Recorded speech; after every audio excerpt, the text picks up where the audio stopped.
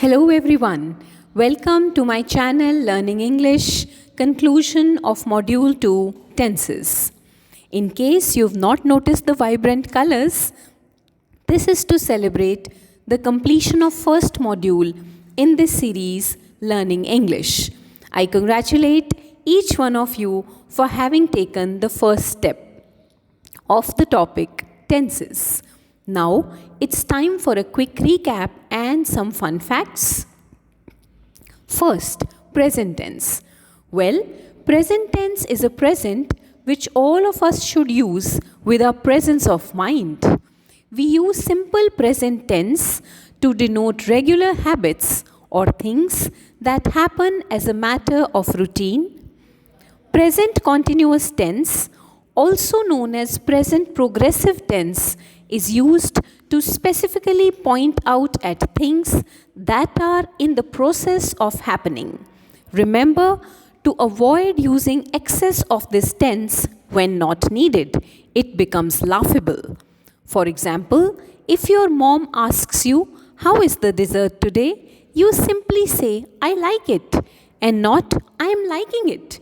Well, in my case, or in most cases, we do not have much choice when our moms ask us such a sensitive question, do we? Also, in formal setups, restrain yourself when describing others. I would quote a line from Nissim Ezekiel's poem, "Goodbye Party for Miss Pushpa, T.S." Pushpa Miss is never saying no. What I or anybody is asking, she's always saying yes. Although the speaker seems to be appreciating the lady, the excess usage of ing form makes it laughable, doesn't it? Second, past tense. Past tense should never be passed off as a thing of past, as it is on the legacy of past that we may build a bright future. Use a lot of simple past tense to add finesse to your spoken and written skills. So when someone asks you, "How was your trip?" or "How was the party?" use this tense in generous portions, no matter how the party was. Also, try not to mix tenses in one sentence unless absolutely necessary. One reminder, when two events take place in the past, use past perfect tense with the one that took place earlier.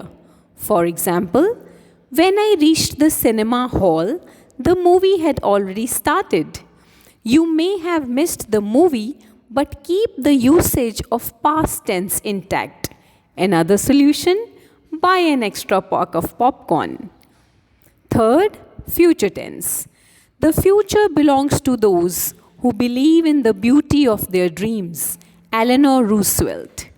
And I would say the future tense belongs to those who learn all the rules of how to use it on my channel Learning English.